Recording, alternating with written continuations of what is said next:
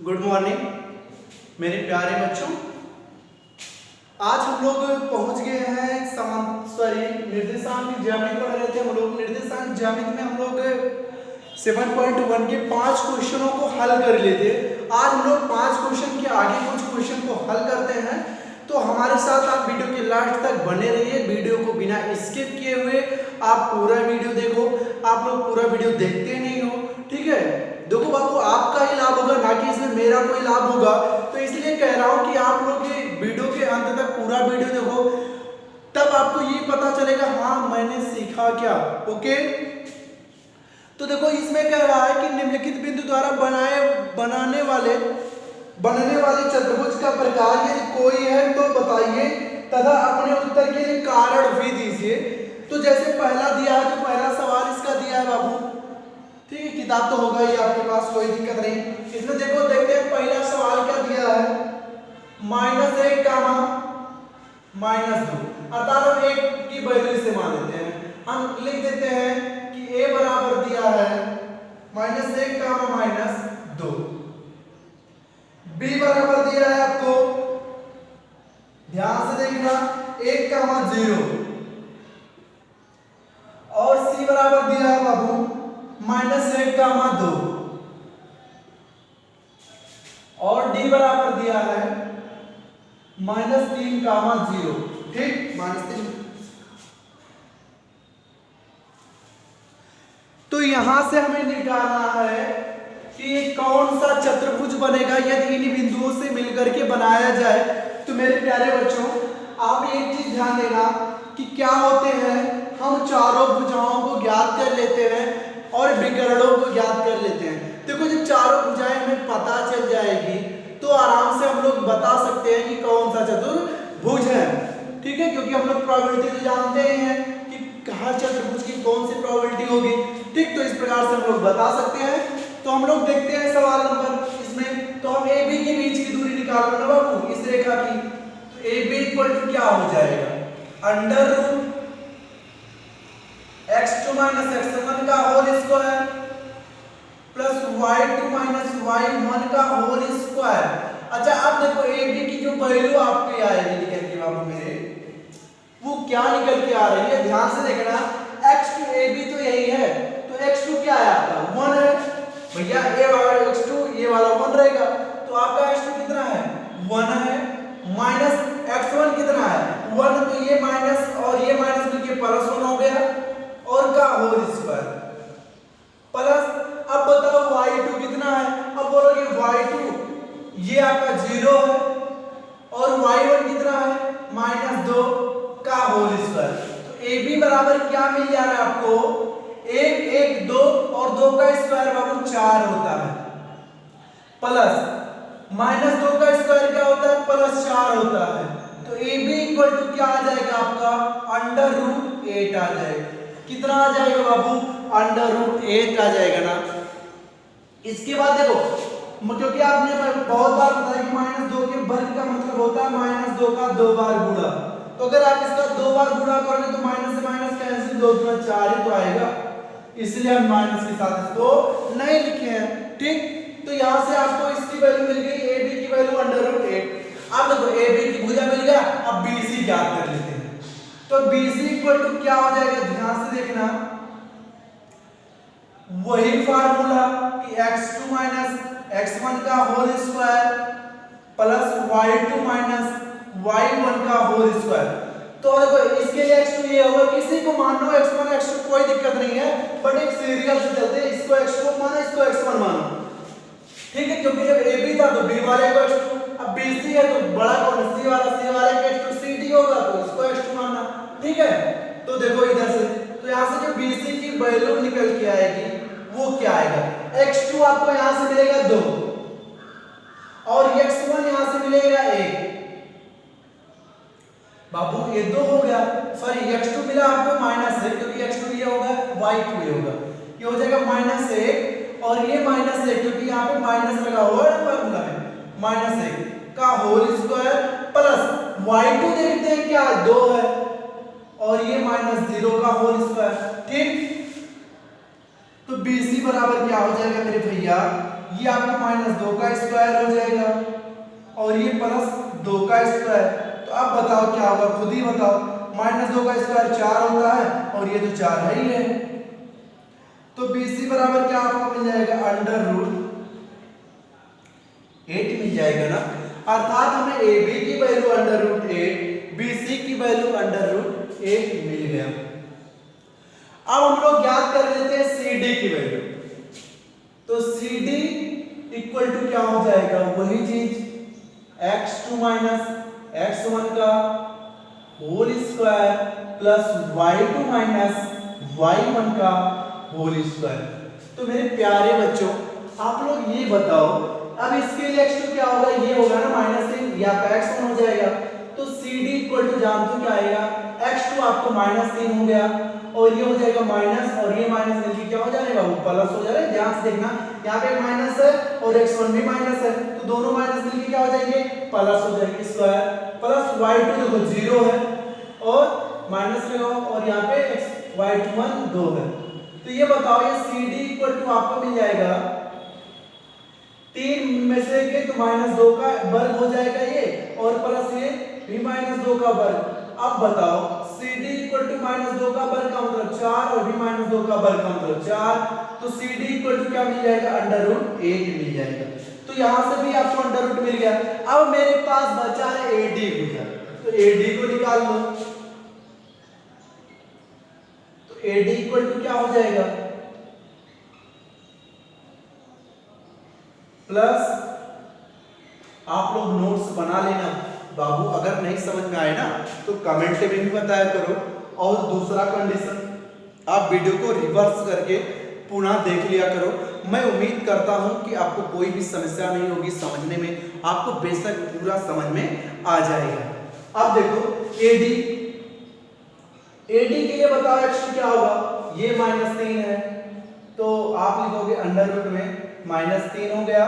अब x1 की तरह माइनस है और ये माइनस में क्या हो जाएगा, +1 हो जाएगा स्क्वायर।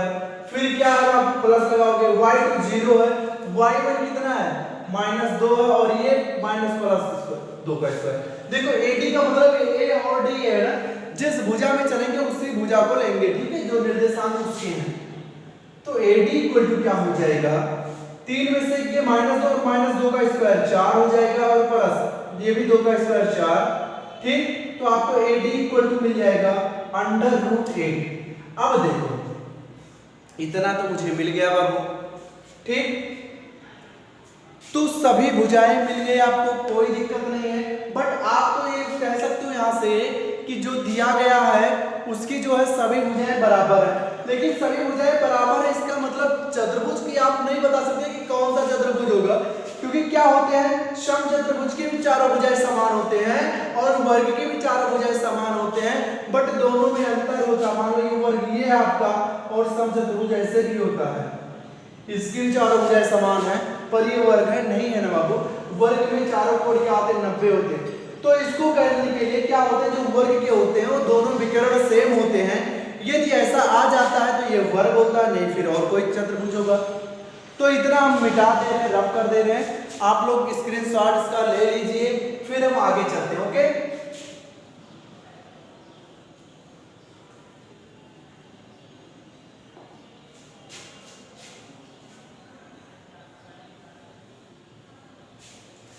तो यहां से देखो आप विकर्ण का मतलब मान लो ऐसे तो है, मान लो ऐसा कोई चतुर्भुज ए है, बी है, सी है और डी है, तो विकर्ण क्या होंगे, बीडी होगा और एसी होगा, ठीक। बीडी होगा और एसी होगा। तो देखो एसी विकर्ण एसी ना, विकर्ण एसी इक्वल टू क्या होगा, अब इन दोनों में भी देखना है, इसको देखना है और इसको देखना है, ठीक। तो यहां पे वही फार्मूला लगाएंगे ना बाबू, प्लस y2 माइनस y1 का होल स्क्वायर, इतना लिख देंगे। अब इसके बाद आपको यहां से मिल जाएगा कि AC इक्वल टू x2 कितना है बाबू, C वाला यही तो है, तो x2 -1 है और ये कितना है -1, ये भी है मेरे भैया, और ये माइनस और ये माइनस प्लस, ओके। तो इसका स्क्वायर हो जाएगा प्लस y2 कितना है 2 है, y1 कितना है 2, तो ये कितना हो जाएगा प्लस 2 हो जाएगा ना बाबू, ये माइनस और ये माइनस मिलके स्क्वायर हो जाएगा। अब देखो AC इक्वल टू क्या हो जाएगा बाबू, ये 0 का स्क्वायर 0 और ये क्योंकि माइनस 1 और प्लस 1 0 हो जाएंगे, स्क्वायर करोगे 0 2 2 4 गुना 4 चौक 16 क्योंकि ये 2 2 4 और 4 का वर्ग क्या होता है 16 होता है, तो इसका AC इक्वल टू क्या आ जाएगा बाबू 4 आ जाएगा ना। इसी प्रकार से हम लोग निकाल लेते हैं आगे AC के बाद BD, तो BD जो निकल के आ रहा है आपका वो क्या आएगा, ध्यान से देखना, under root x2 minus x1 का होल स्क्वायर। ये फार्मूला आप जितनी बार लिखोगे जिंदगी में फिर भूलेगा नहीं। तो BD इक्वल टू क्या हो जाएगा, ये हो जाएंगे x2 आपका माइनस 3 है और x1 कितना है 1 है स्क्वायर, प्लस y2 आपका 0 है और y1 जानते हो कितना है, y1 भी 0 है।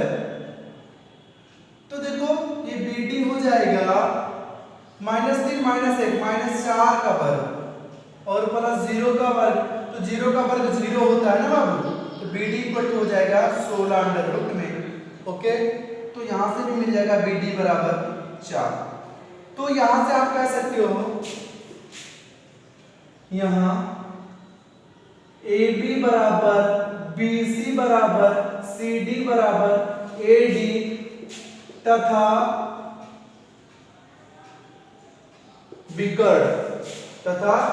विकर्ण यहां लिख दे रहा हूं AC बराबर CD है। अब देखो चारों भुजाएं समान है और दोनों विकर्ण समान है, यदि ऐसा होता है ना बाबू तो आप इसे ये बोल सकते हो, इसलिए दिए गए बिंदु से बना चतुर्भुज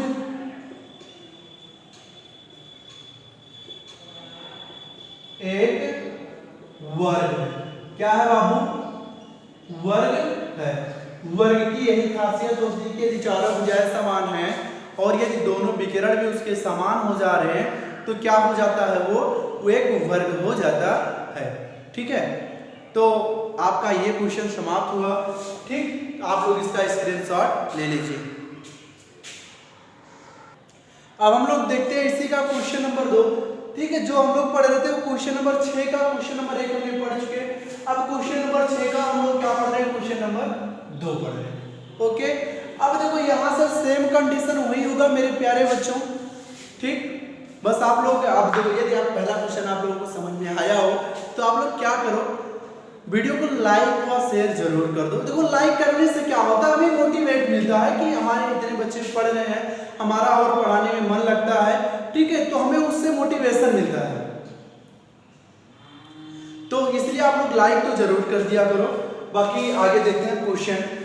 देखो यहां से क्या होता है, हम फिर वही काम करते हैं, भुजाएं सभी ज्ञात कर लेते हैं AB।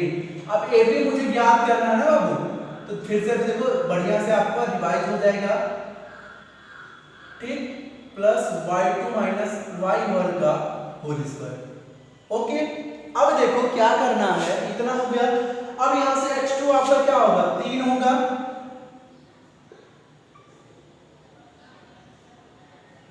तो 3 होगा और -3 है और ये माइनस हो जाएगा +3 प्लस y2 बताओ कितना है, 1 है और -5, तो यहां से आपको मिल जाएगा AB की वैल्यू जो मिल जाएगी बाबू वो क्या मिलेगी, 3 3 9 और 9 का स्क्वायर करोगे तो 81 हो जाएगा।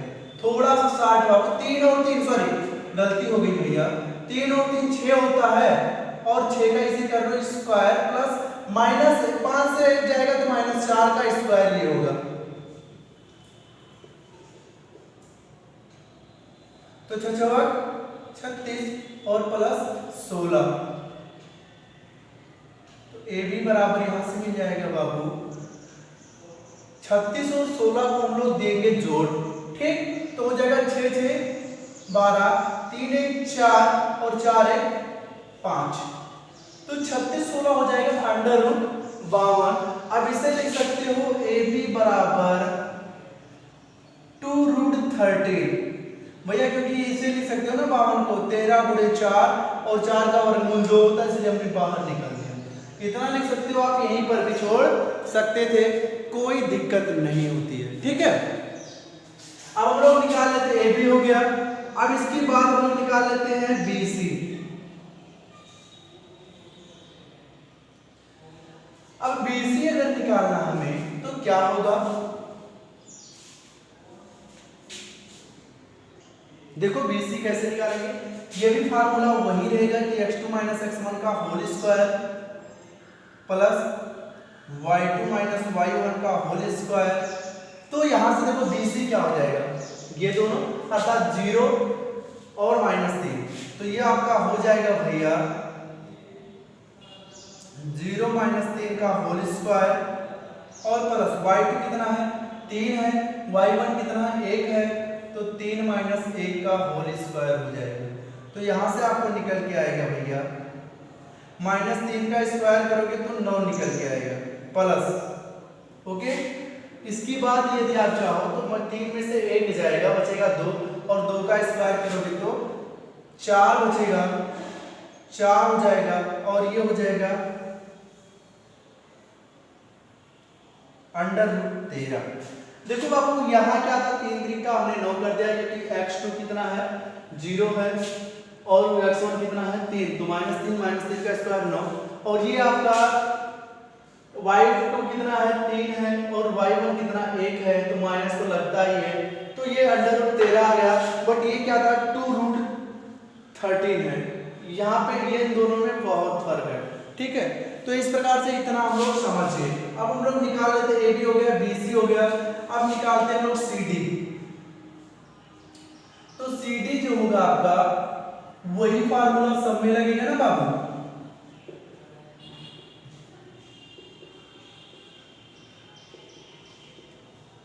यही तो लगेगा, तो अगर लगेगा तो देख लो। ठीक है,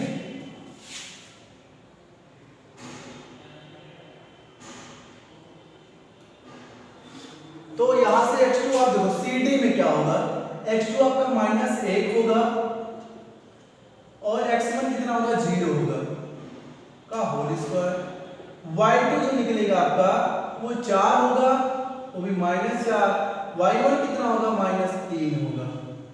अब देखो इसका भी होल स्क्वायर होगा, तो ये हो जाएगा CD इक्वल टू हो जाएगा -1 और ये -1 का स्क्वायर 1 ही होता है, और प्लस 4 3 7 और 7 का 49। ठीक, तो सी डी बराबर आपको मिल जाएगा अंडर रूट 50 या 5√2 भी लिख सकते हो, कोई दिक्कत नहीं है। सी डी की वैल्यू मिल गई। अब हम लोग निकालना ए डी, उसी प्रकार से निकाल लेंगे। ए डी बराबर क्या होगा अंडर रूट x2 - x1 का होल स्क्वायर प्लस y2 -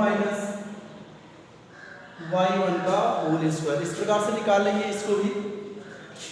तो AD बराबर आपको क्या मिल जाएगा मेरे भैया, आप बताओ x2 कितना होगा -1 होगा, और ये 1 माइनस है और 1 -1 +3 का स्क्वायर और प्लस y2 जानते हैं कितना है -4 है, और ये माइनस और ये -5 हो जाएगा, तो आपको मिल जाएगा AD इक्वल टू हो जाएगा 3 से 1 जाएगा तो 2 बचेगा, 2 का स्क्वायर कितना हो जाएगा 4 हो जाएगा, और देखो ये -4 और -5 9 और स्क्वायर करोगे तो 9 9 81 हो जाएंगे, वो भी प्लस में।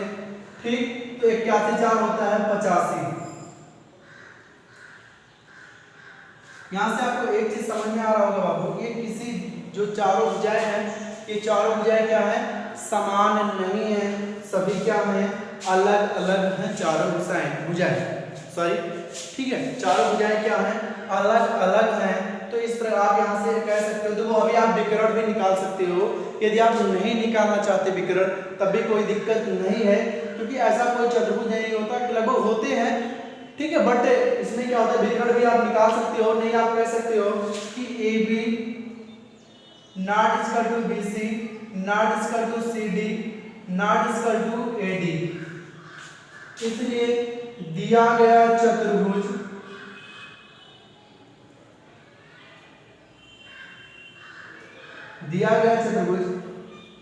कोई विशेष प्रकार का चतुर्भुज नहीं है, अर्थात कोई विशेष प्रकार का चतुर्भुज नहीं है। आप इतना बोल सकते हो, ये आपका चतुर्भुज नहीं होगा। ठीक, आप विकर्ण भी निकाल देना अगर हो सकेगा, जैसे मैंने पहले विकर्ण निकाला था।